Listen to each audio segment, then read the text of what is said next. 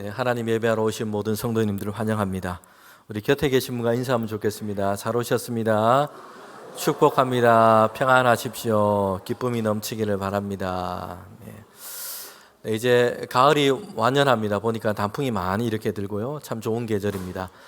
단풍처럼 우리 모든 성도들은 예수 그리스도로 물들어가는 저와 여러분 되기를 원합니다. 하나님의 평강이 늘 함께 하시길 바랍니다. 오늘 우리는 하나님 말씀을 들을 때에 위기 속에서 하나님의 섭리가 드러나다라는 제목으로 하나님 말씀을 듣도록 하겠습니다. 사도행전의 지금 마지막 부분입니다. 27장과 28장은 사도 바울이 로마를 향해서 가고 있는 그 여정에 대해서 얘기하고 있습니다. 거기에 보면 두 가지 위기를 바울이 만나게 되는 것을 보게 됩니다. 첫 번째는 풍랑이었습니다. 그리고 두 번째는 오늘 본문에 있는 것처럼 독사에 물리게 된 사건이었습니다. 오늘 설교 말씀은 지난주에 이어서 그렇게 설교 말씀, 하나님 말씀을 전하도록 하겠습니다.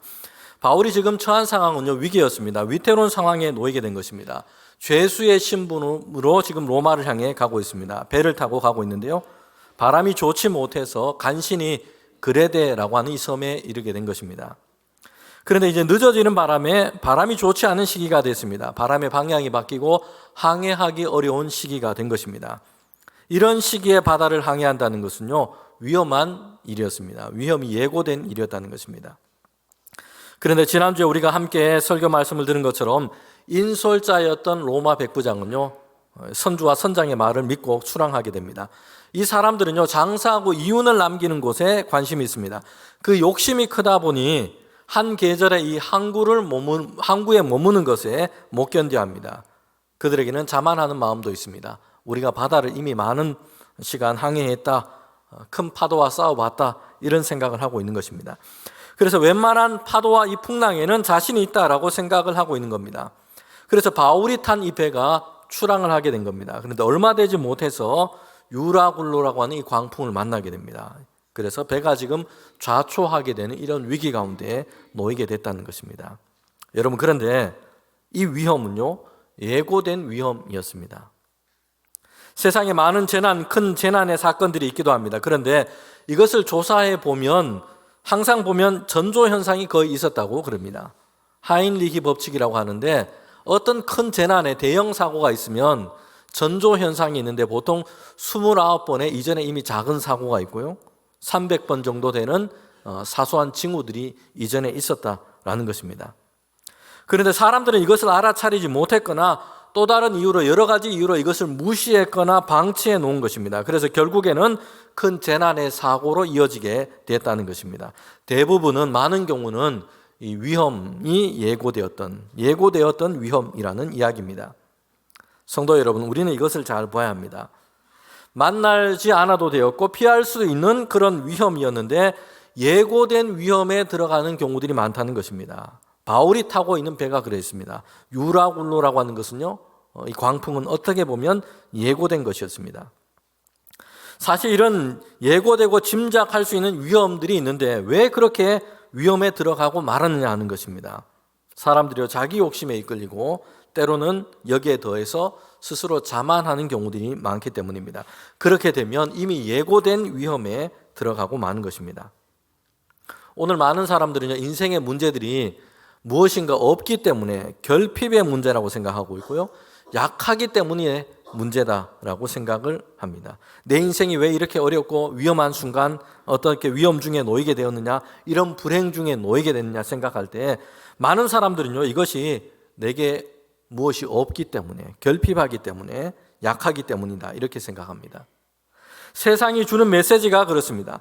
이게 없어서 그렇다, 이게 적어서 그렇다, 이렇게 얘기하고요, 힘이 없어서 그렇다, 권세와 힘을 키워야 된다, 결핍과 약함의 문제라고 그렇게 생각하도록 합니다.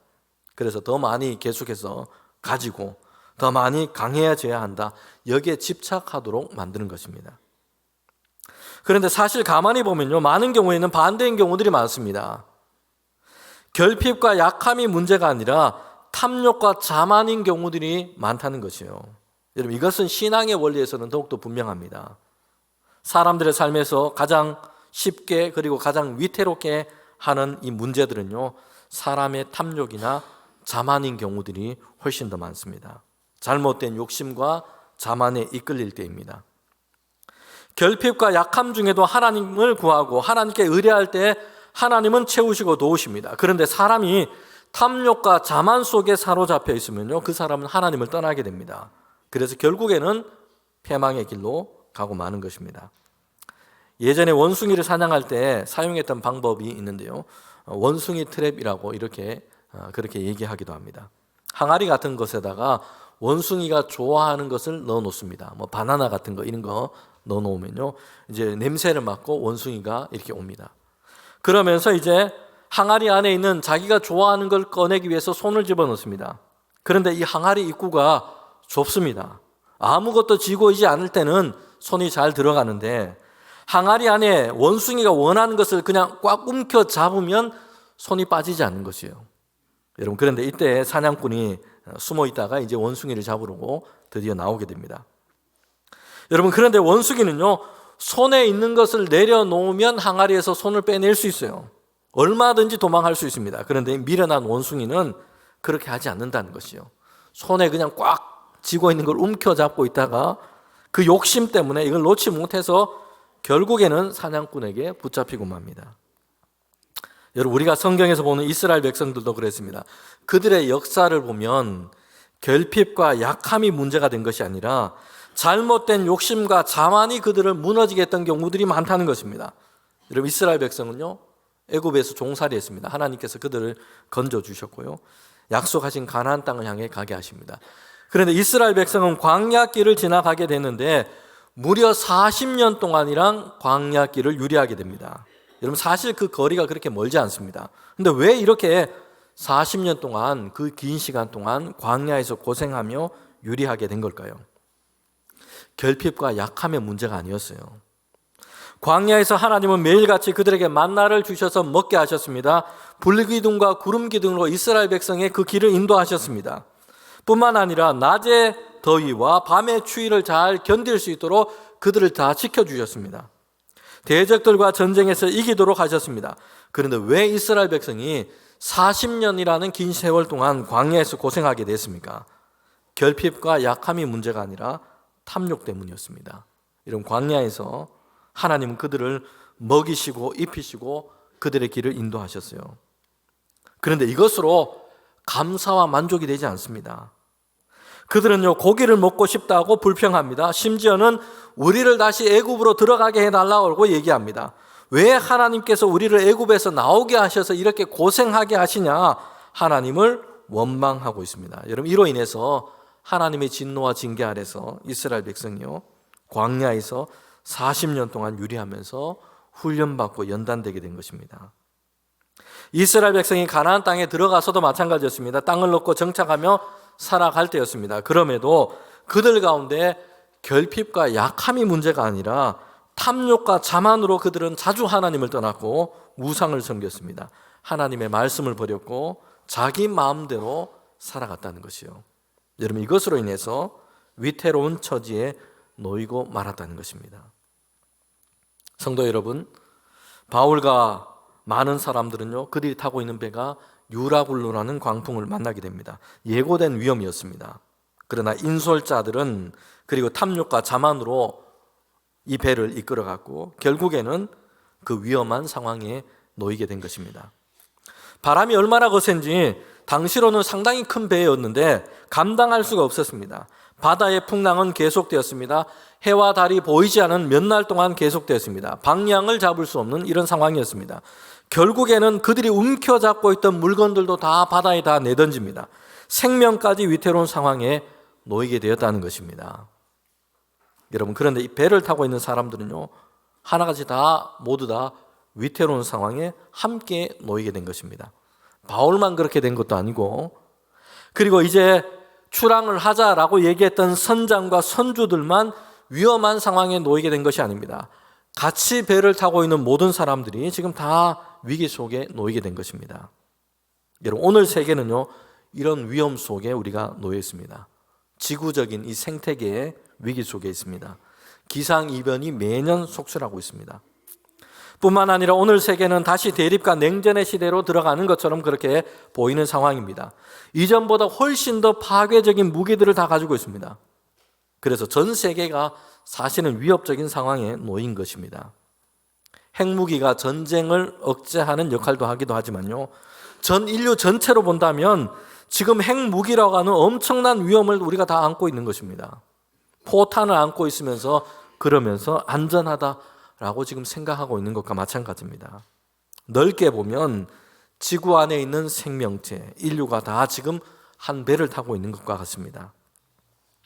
누구에게 책임이 더 크고 누구에게 더 큰 원인이 있다 얘기할 수 있을 겁니다. 그런데 중요한 것은요, 한 배를 타고 있다는 것이요. 모두 다 위험에 있는 것입니다.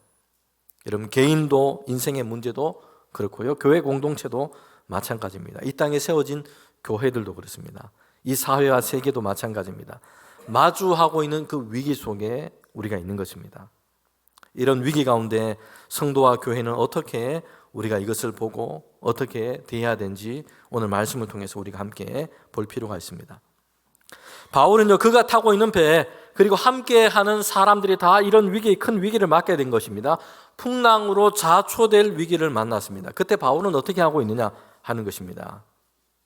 여러분, 바울은요, 책임 논쟁에만 매몰되지 않고 함께 살 길을 하나님께 구하고 있다는 것입니다. 여러분, 이것이 위기의 시대의 성도와 교회가 해야 할 모습입니다. 바울이 탄 배가 왜 유라굴로라고 하는 이 광풍을 만났고 위기 가운데 놓이게 됐습니까? 백부장과 선장과 선주들, 그들의 잘못된 생각과 판단 때문이었습니다. 바울은 출항을 하면 안 된다, 겨울을 보내고 좀 가자라고 건의를 했어요. 그런데 바울의 말을 무시해버렸습니다. 듣지 않았습니다. 선주와 선장의 말만 듣고 출항을 했습니다. 그리고 유라굴로라는 광풍을 만나게 된 것입니다. 파선의 위험, 죽음의 위험에 그 배가 놓이게 된 것입니다. 여러분, 그런데 이런 상황에서 바울이 이제 그들 사이에 서서 말하기를 시작합니다. 무슨 말을 하고 있습니까? 야, 이 위기가 누구 때문이다 라고 시작해서 너희들 때문이다 라고 끝나고 이것만 반복하고 있지 않습니다. 물론 원인과 책임을 찾는 것은 중요합니다. 그런데 그것만 하는 것으로 파선의 위기, 풍랑의 위기 속에서 살 길이 열리지는 않습니다. 바울은 이렇게 얘기하고 있습니다. 27장 21절부터 22절에 보면 당신들이 그때 출항하지 말았어야 했다라는 것입니다. 만약에 그렇게 했다면 우리가 이렇게 큰 어려움을 만나지 않았을 것이다. 그랬으면 더 좋을 뻔했다라고 얘기를 하고 있습니다. 그들의 책임과 잘못을 얘기하고 있어요. 그런데 거기에만 머물러 있지 않고 함께 살 길을 위해 하나님을 찾고 하나님께 기도하고 있다는 것입니다. 함께 살 길을 하나님께 구하고 있다는 것이에요. 오늘 성도인 우리가 위기 가운데서 위기의 시대에 가져야 할 태도입니다. 함께 살 길을 위해서 마음을 두어야 하고요, 이를 위해서 하나님의 도우심을 구해야 하는 것입니다.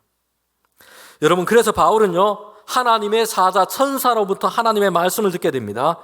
그리고 이제 바울은 그들 가운데 얘기하고 있어요. 이제는 안심해라 라는 것입니다. 배에 타고 있는 이들에게 하나님의 그 약속의 말씀을 전할 수 있게 된 것입니다. 하나님께서 우리를 지키시고 건지신다, 우리를 보존하신다, 하게 하신다라는 것입니다. 오늘 본문인 앞부분이 27장에 보면 풍랑 속에서 그렇게 여러 날을 보내게 됩니다. 배가 그렇게 바다를 표류하게 된 것입니다. 그리고 배는 점점 육지 가까운 곳으로 가게 됩니다. 물이 얕아지고 있다는 것입니다. 여러분, 이것은 좋은 소식이기도 하지만 또 한 가지 위험이기도 합니다. 물이 얕아지기 때문에 배가 파선할 위험에 놓이게 되는 것입니다. 그래서 뱃사람들은요, 이제 닻을 내리고 날이 새기를 기다리고 있습니다. 그런데 27장 29절부터 32절에 보면 뱃사람들이 또 한 가지 하고 있는 행동이 있다는 것입니다. 거룻배를 바다에 내리고 그렇게 하고 있어요. 왜 이 거룻배를 바다에 내리고 있냐면 이 뱃사람들은요, 지금 자신들만 살겠다고 이 구명배를 타고 지금 도망하려고 그렇게 하고 있는 것입니다. 배를 책임지고 있는 사람들이 안전한 곳으로 자신들만 지금 도망하려고 지금 이런 이기적인 생각을 하고 있다는 것입니다. 자신들만 거룻배를 타고 지금 몰래 도망을 하고 안전한 곳으로 도피하려고 했던 것입니다. 만약에 뱃사람들이 이렇게 떠나가 버린다면 배를 타고 있는 사람들은 더 위험에 처하게 될 것입니다. 바울은 그래서 백부장과 군인들에게 이야기를 해서요, 거룻배의 줄을 끊어버리라 라고 얘기를 한 것입니다. 그리고 모두 함께 하기로 했습니다. 성도 여러분, 기독교 신앙은요, 각자 도생이 아니에요. 살림의 영성입니다. 나뿐만 아니라 다른 이들의 생명을 살리고 구원하는 것에 참여하도록 우리를 부르신 것입니다. 하나님께서는 하나님의 나라를 오게 하실 때까지 우리가 믿음을 지키고 세상 가운데 생명 살리는 하나님의 은혜의 역사에 교회와 성도들이 참여하도록 하신 것입니다. 여러분, 이것이 기독교 신앙이에요. 살림의 영성입니다.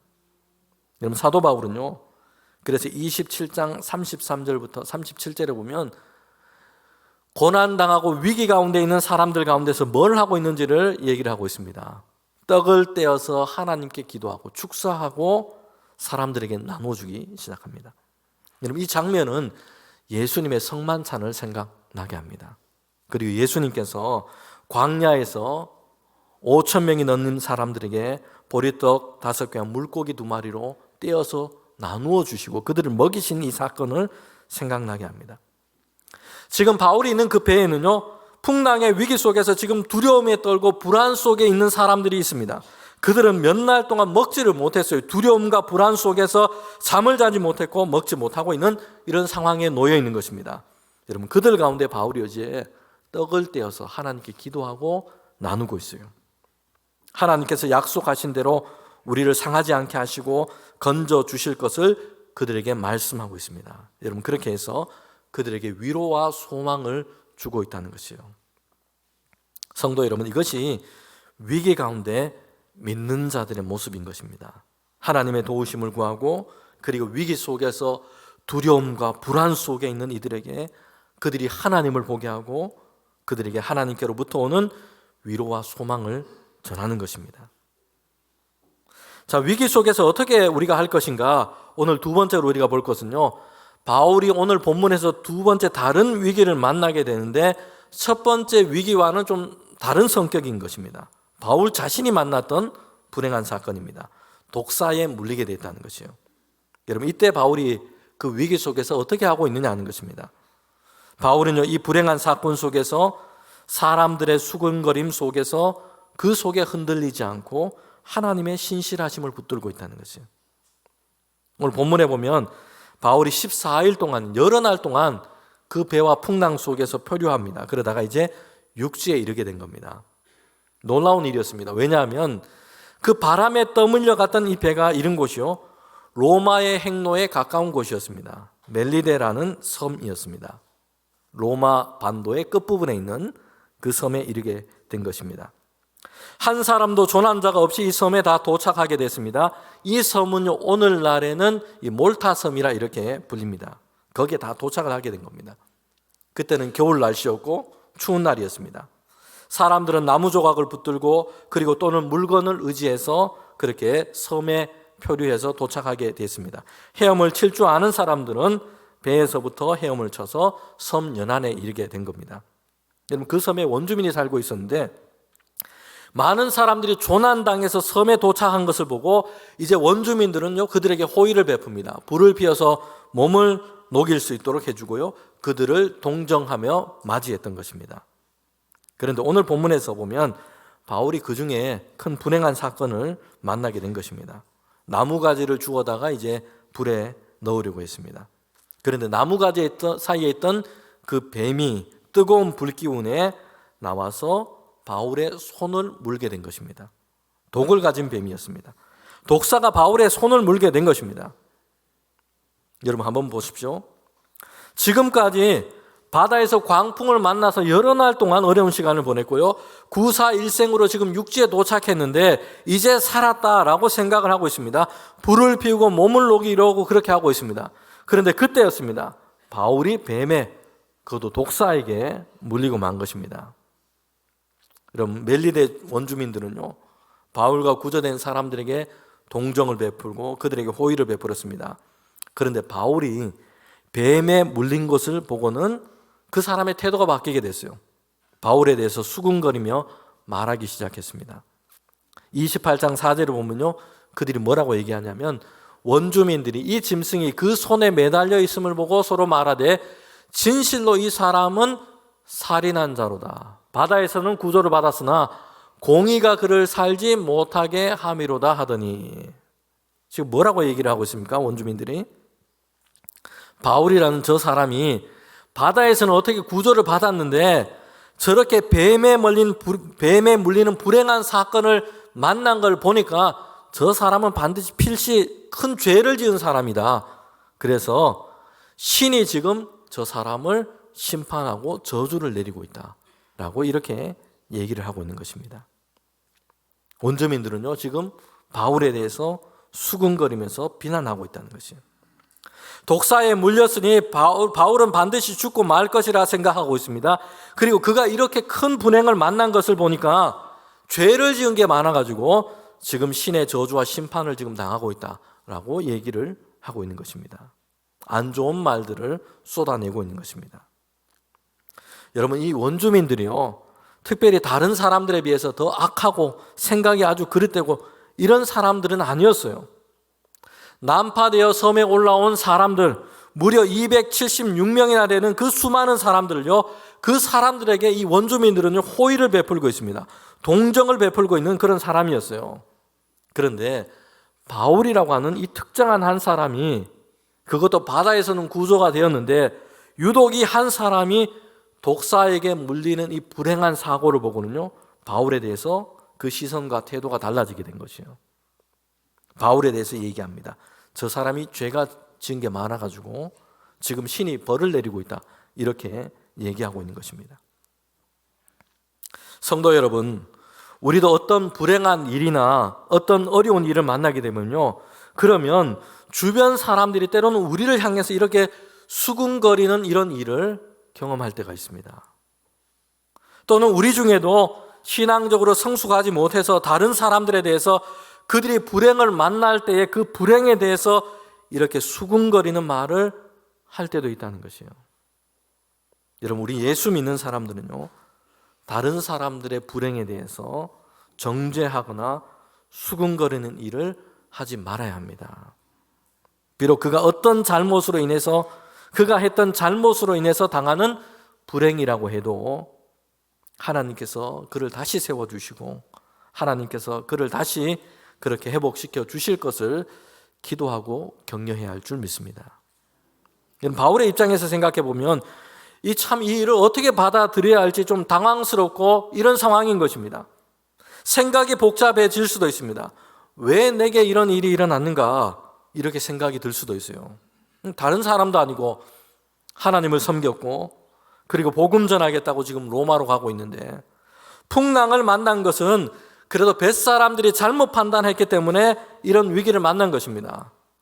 겨우 바다에서 목숨을 건지고 육지로 올라왔는데 이번에는 다른 사람도 아니고 바울이 독사에 물리게 된 것입니다. 여러분, 사람들은요, 바울에 대해서 수군거리고 있다는 것이요. 여러분, 그런데 이때 사도 바울이 지금 어떻게 반응하고 있는가를 보기를 바랍니다. 28장 5절에 보면 이렇게 얘기하고 있습니다. 바울이 그 짐승을 불에 떨어버림에 조금도 상함이 없더라. 아멘. 바울이 어떻게 하고 있습니까? 뱀을, 독사를 그냥 불에 떨어버렸다는 거죠. 조금도 상함이 없었습니다. 이런 불행한 상황과 이 불행한 사건에 대해서 흔들리거나 복잡해하지 않고요, 그 뱀을 그냥 불에 떨어버렸습니다. 불행한 사건을 만나게 되었다고 사람들이 바울을 정죄하고 수군거리는데 그 말들에 대해서 흔들리지 않고 그냥 떨어버렸습니다. 성도 여러분, 우리가 하나님을 믿고 신뢰한다면 잠시 어려운 상황을 만나더라도, 불행한 일을 만났더라도 거기에 휘둘리지 말고 떨어버리기를 바랍니다. 사람들의 수군거림이나 말들에 흔들리지 말고 떨어버리기를 바랍니다. 시편에 보면요, 이렇게 말씀하고 있어요. 시편 42편 1절과 2절에 보면 기도자가 지금 하나님을 찾고 있습니다. 마치 사슴이 시냇물을 찾듯이 그 갈급한 심정으로 하나님을 찾고 있습니다. 이런 시편의 기도자는요, 큰 병에 걸렸던 것으로 보입니다. 아니면 큰 어려움에 지금 처해 있습니다. 위기 가운데 처해 있습니다. 그래서 하나님의 성전의 절기를 지키며 예배하러 가는 것도 잘 하고 있지 못하고 있다는 것이요. 사람들은 이런 기도자를 향해서 수군거리면서 말하기를 좋아합니다. 너가 믿는 하나님이 도대체 어디에 계시냐? 너 하나님 믿는다고 하더니 너 왜 이렇게 병들고 왜 이렇게 어려운 가운데 있느냐? 너 하나님을 제대로 믿긴 했냐? 아니면 하나님께서 주무시거나 너에게는 무관심한 분이 아니냐? 이렇게 수군거리며 그 사람에 대해서 대적자들이 얘기하고 있다는 것이요. 여러분, 실망이 일어날 법한 상황입니다. 기도자 자신도 흔들릴 수 있을 법한 상황에 처해 있다는 것이요. 여러분, 그런데 그때 기도자가 뭐라고 선언하고 있습니까? 시편 42편 5절 말씀인데 함께 읽도록 하겠습니다. 내 영혼아, 내가 어찌하여 낙심하며 어찌하여 내 속에 불안해하는가? 너는 하나님께 소망을 두라. 그가 나타나 도우심으로 말미암아 내가 여전히 찬송하리로다. 아멘. 내 영혼아, 어찌하여 낙심하며 어찌하여 불안해하는가? 내 소망을 하나님께 두라. 그리하면 하나님께서 나타나 도우심으로 내가 오히려 결국에는 찬송할 것이다. 여러분, 당장에는요, 불행으로 느껴지는 상황이나 또는 사람들의 수군거리는 말에 마음이 흔들리고 그렇게 할 수 있습니다. 그러나 이 기도자는 이렇게 얘기합니다. 내 마음과 생각, 내 소망을 하나님께 두겠다. 그리하면 하나님이 도우시고 이로 인해서 결국에는 찬송이 되게 하실 줄 믿는다는 것이에요. 여러분, 오늘 본문에서 결론적인 이야기가 뭡니까? 바울은요, 영거포 위기를 만났어요. 바다에서는 풍랑을 만났고 표류하게 되고요. 14일 동안 고생했습니다. 겨우 육지로 올라왔습니다. 그런데 잠시였습니다. 바울은요, 독사에 물리게 되는 이런 일을 만나게 된 겁니다. 위기와 위기의 연속이었어요. 그런데 오늘 본문의 이 단락에서 결론적으로 우리에게 말씀하고 있는 게 뭡니까? 바울은 쓰러지거나 죽지 않았습니다. 28장 6절에 보면 오히려 바울에게 아무 이상이 없는 것을 보고 수군거렸던 사람들이 바울에 대해서 뭐라고 얘기하고 있습니까? 바울에 대해서 신이라 하더라 라고 얘기를 하고 있어요. 바울은 죄가 많아서 신의 저주를 받아서 독사에게 물렸다, 심판을 받았다, 이렇게 수군거렸던 사람들이었는데 이제는 바울에게 아무 이상이 없는 것을 보고는 바울에 대해서 신이라고 생각을 하고 있다는 거죠. 여러분, 이 기적적인 일은요, 원주민들이 바울에게 관심을 두게 했습니다. 본문에는 나와 있지 않지만 아마도 바울이 다른 도시에서 했던 것처럼 동일하게 행동을 했을 겁니다. 다른 도시에도 바울이 막 전도하면서 사람들이 바울이 행하는 일을 보고 저 사람이 신이 아니냐 이렇게 얘기했습니다. 그때 바울은요, 그들 가운데 이렇게 했습니다. 나는 신이 아니고 전능하신 하나님을 믿는 사람이다. 하나님께 속한 사람이다 라고 바울을 밝혔습니다. 그리고 부활하신 예수 그리스도를 믿을 것을 그들 가운데 전했다는 것이요. 멜리데 섬에서도 바울은요, 이 일로 인해서 특별한 대접을 받게 됩니다. 바울은 그들 가운데 동일한 일을 행했을 것입니다. 그리스도를 전하는 일이었습니다. 그리고 사도행전 28장 7절부터 10절에 보면 섬에서 가장 높은 사람, 이 보블리오라는 사람을 만나게 되고요, 그의 집으로 초대를 받게 됩니다. 그리고 그의 집에 가서 열병이 든 그 부친을 안수하여 낫게 합니다. 여러분, 이렇게 돼서 섬에 있는 병이 든 사람들, 다른 사람들도 바울에게 와서 고침을 받게 됩니다. 여러분, 이 일로 인해서 멜리데 섬에서 바울을 환대하게 되고요, 바울이 전하는 예수 그리스도의 복음도 환대를 받았을 것으로 우리는 짐작할 수 있습니다. 성도 여러분, 풍랑이라는 위기가 있었지만 그 위기 가운데서 배를 타고 있는 모든 사람들이요, 바울과 함께 하시는 하나님을 보게 됩니다. 그들을 건지시는 하나님을 알고 믿게 되었습니다.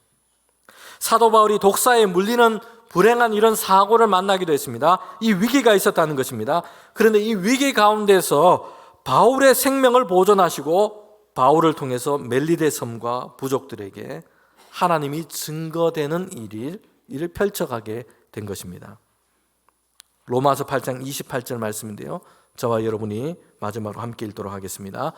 우리가 알거니와 하나님을 사랑하는 자 곧 그 뜻대로 부르심을 입은 자들에게는 모든 것이 합력하여 선을 이루시느니라. 아멘. 모든 일이, 하나님께서 모든 일을 합력하여 선을 이루어 가십니다. 하나님을 사랑하는 자, 그 뜻대로 부름을 받은 자, 하나님을 신실하게 믿는 자에게는요, 하나님은 그 모든 일을 선한 일로 이루어 가시는 줄 믿습니다. 사랑하는 성도 여러분, 바울의 길은 위기의 연속이기도 했습니다. 광풍이 있었고 표류가 있었고 독사까지 있었어요. 그러나 위기는 바울을 무너지게 하지 못했습니다. 오히려 그 위기 가운데서 하나님의 섭리가 더 분명하게 드러났습니다. 오늘 우리 모두가 하나님을 사랑하고 하나님의 뜻대로 부르심 받은 자로 우리가 있을 때에 지금 어떤 위기가 있다고 해도 그 위기는 하나님의 선한 일과 섭리가 드러나게 되는 기회가 될 줄 믿습니다. 이런 위기는요, 하나님의 부재를 뜻하지 않습니다. 위험해 보이기도 하지만 하나님을 사랑하는 자에게는 하나님의 섭리가 드러나게 되는 자리가 되게 될 줄 믿습니다.